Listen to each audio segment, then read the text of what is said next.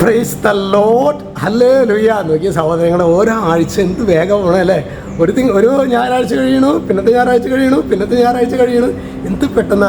ഞാൻ ഏങ്ങണ്ടൂർ പള്ളിയിൽ വന്നതെന്ന് അറിയില്ലേ സഹോദരങ്ങളെ. 90 ദിവസം ഈ 5-ാം തീയതി ആകുമ്പോൾ 90 ദിവസം കഴിഞ്ഞു എന്നുള്ളതാണ്. അപ്പോൾ ശരിക്ക് വളരെ ഫാസ്റ്റായിട്ടാണ് ദിവസങ്ങൾ. ഒരു ദിവസം നമ്മൾ തമ്പുരാൻ്റെ സന്നിധിയിലേക്ക് എടുക്കപ്പെടും. ഞാൻ എന്താ നേടിയിട്ടുള്ളത്? തമ്പുരാൻ്റെ സന്നിധിയിലേക്ക് എടുക്കപ്പെടുമ്പോൾ ദൈവമേ എന്തെങ്കിലും നിക്ഷേപങ്ങൾ കരുതി വെച്ചിട്ടുണ്ടോ എന്നൊക്കെ ഒന്ന് ചിന്തിക്കുന്നത് നല്ലതാണ്. ഹല്ലേലൂയ.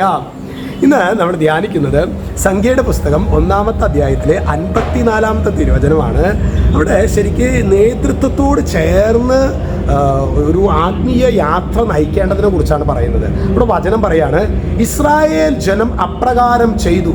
എന്താ ചെയ്തത്? അവർ കർത്താവ് മോശയോട് കൽപ്പിച്ചതുപോലെ അവർ പ്രവർത്തിച്ചു.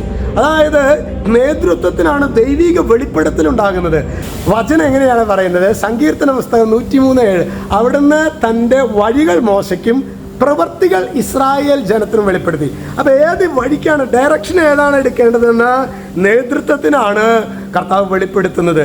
എന്നാൽ ശരിക്കും അടയാളങ്ങളും അത്ഭുതങ്ങളൊക്കെ ശരിക്കും ദൈവജനത്തിൻ്റെ ഇടയിൽ അവർക്ക് അങ്ങനെ പ്രവൃത്തികൾ ദൈവജനത്തിനും വെളിപ്പെടുത്തുകയാണ്. പ്രിയ സഹോദരങ്ങൾ, അതുകൊണ്ടാണ് മോശയോടാണ് കർത്താവ് സംസാരിക്കും. ഇന്നും പ്രിയ സഹോദരങ്ങളെ, നമ്മെ അധികാരപ്പെടുത്തിയ തമ്പുരാൻ്റെ പ്രവാചകന്മാരിലൂടെ, കർത്താവിൻ്റെ അഭിഷിക്തരിലൂടെ കർത്താവ് നമ്മോട് സംസാരിക്കും. നിങ്ങൾ നോക്കിയേ, കർത്താവ് മോശയോട് കൽപ്പിച്ചതുപോലെ, കൽപ്പന കൊടുത്തത് മോശയ്ക്കാണ്, അതുപോലെ ദൈവജനം പ്രവർത്തിച്ചു. ഇന്ന് ശാപം എന്നാണെന്ന് പറയും പ്രിയ സഹോദരങ്ങളെ. അതായത് വികാരിച്ചൻ പറയണത് ഇടവചനം കേൾക്കില്ല, മെത്രാൻ പറയണത് വൈദികര് കേൾക്കില്ല, അധികാരികൾ പറയണത് കീഴിലുള്ളവർ കേൾക്കില്ല, അല്ലെങ്കിൽ ഒരു മേലുദ്യോഗസ്ഥൻ പറയണത് കീഴിലുള്ളവരെ കേൾക്കില്ല. എന്താവും പ്രിയ സഹോദരങ്ങളെ? അരാജകത്വം.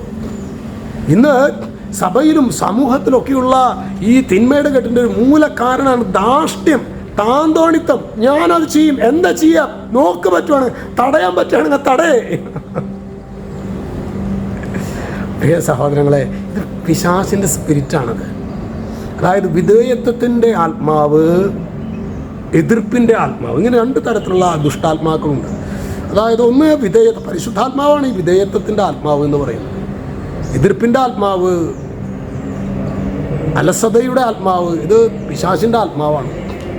നമുക്ക് പ്രത്യേകമായിട്ട് ഇന്നത്തെ ദിനത്തിൽ നമുക്ക് പ്രാർത്ഥിക്കാം. ദൈവമേ, മോശയോട് കൽപ്പിച്ചതുപോലെ ഇസ്രായേൽ ജനം പ്രവർത്തിച്ചു എന്നതുപോലെ എല്ലാ കാര്യങ്ങളിലും നമ്മുടെ ദൈവം നമുക്ക് നൽകിയ അധികാരികളെ പാപത്തിലൊഴികെ, അധികാരി പറയണ പാപം ചെയ്യാൻ പറഞ്ഞ് നമ്മൾ ചെയ്യേണ്ട കാര്യമില്ല, അല്ലാത്ത എല്ലാ കാര്യങ്ങളിലും പ്രിയ സഹോദരങ്ങളെ നമ്മൾ അധികാരത്തോട് ഒരു വിധേയത്വം നമ്മൾ പുലർത്തുമ്പോൾ നമ്മുടെ ഒരു അഭിഷേകം.